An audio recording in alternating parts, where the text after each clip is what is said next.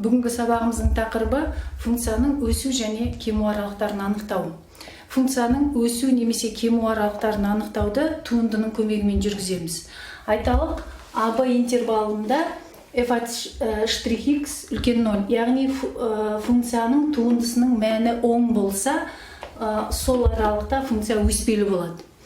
Ал АБ интервалында функцияның туындысының мәні теріс болса, онда ол функция сол аралықта кемімелі болады. Енді осыны біз мысалмен көрсетейік. Ең бірінші берілген мына функцияның өсу немесе кему аралықтарын анықтау үшін оның анықталу облысын тауып алуымыз керек. X-тің 4 дәрежесі -32 x плюс 1 функциясының анықталу облысы кез келген нақты сандар жиыны болады. Берілген функцияның кризистік нүктелерін табамыз. Ол үшін туындыны тауып, нөлге теңестіріп теңдеу шешеміз.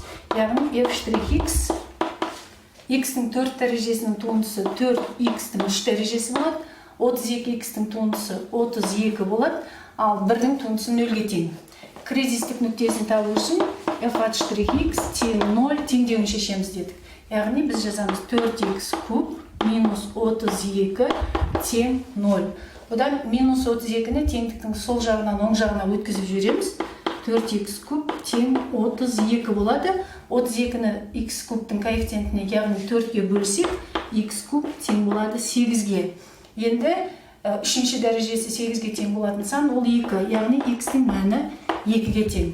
x-тің мәні 2, x тең 2 мәні берілген функцияның туындысын 0-ге айналдыратын нүкте, яғни кризистік нүкте.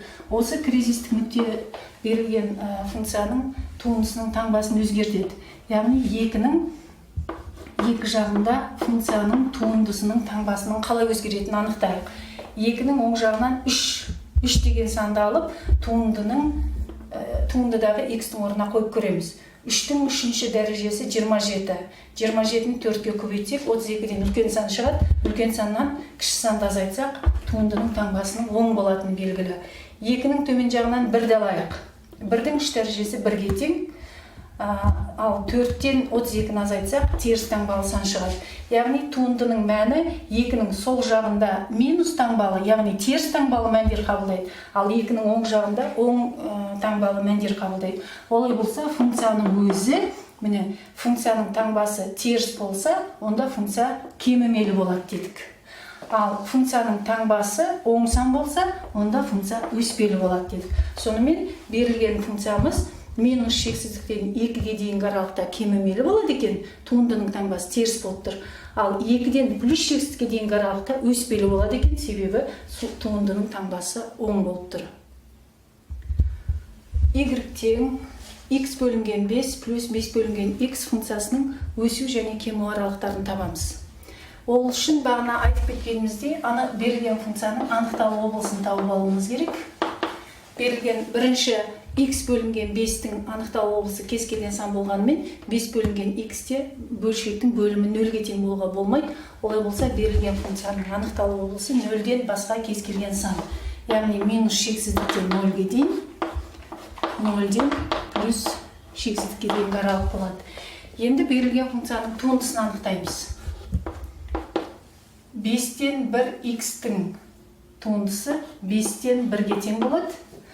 Ал минус 1 бөлінген x-тің туындысы минус 1 бөлінген x квадрат, олай болса минус 5 бөлінген x квадрат деп жазамыз. Біз оның бәрін туындысын табуды алдыңғы сабақтардан білеміз.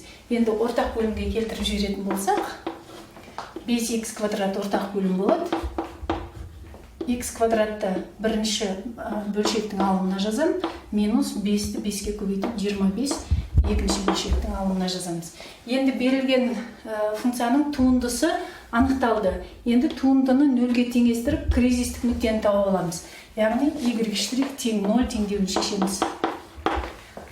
Бөлшек 0-ге тең болу үшін, оның алымында тұрған өрнек 0 болу керек, ал бөлімі 0-ге тең емес. Яғни бізде айтып кеттік, 0 бөлшектің бөлімінде тұрғандықтан ол анықталу облысқа кірмейді. Яғни y' тең 0 теңдеуін қанағаттандыру үшін x квадрат минус 25 тең 0 теңдеуін шешсек жеткілікті. Ал бұл бізде x квадрат тең 25, бұдан x тең плюс минус 5 деген шығады. яғни берілген функцияның кризистік нүктелері плюс және минус 5. Енді осыны сан тізуінде кескіндеп туындының таңбасын анықтайық. Бірінші 0 үзіліс нүктесі жазып қоямыз. 0-дің оң жағында 5 кризистік нүкте, оған қарама қарсы минус 5 екінші кризистік нүкте. Енді осы әрбір интервалдағы функцияның туындысының таңбасын анықтаймыз. Туындының таңбасын анықтайық. 5-тің оң жағынан 6-ны туындыға қояйық. Міне, кез келген санның квадраты оң сан, 0-ден басқа кез келген санның. Олай болса 6-ның квадраты 36 оң сан, бөлшектің бөлімінде оң сан тұр. 6-ның квадраты 36, яғни 36-дан 25 алсақ оң санды оң санға бөлсек, туындының таңбасы бұл жерде оң сан болады екен. Ал 0 мен 5-тің арасынан 1-ді алсақ, бөлшектің бөлімінде оң сан, 1-дің квадраты 1, 1-ден 25 азайтсақ теріс сан. Олай болса бұл жерде туындының таңбасы теріс. Ары қарай берілген функциямыз тақ функция болған, мына жерде жұп функция ма, тақ функция ма. Келесі таңба тағы да минус болады, себебі минус 1-ді апарып орнына қойсақ, минус 1-дің квадраты плюс 1, минус болады, ары қарай плюс болады. Енді сонымен туындының таңбасы анықталды. Енді функция осы жерде қалай өзгереді? Туындының таңбасы оң болса, сол аралықта функция өседі. Ал туындының таңбасы теріс болса, онда ол аралықта функция кемиді.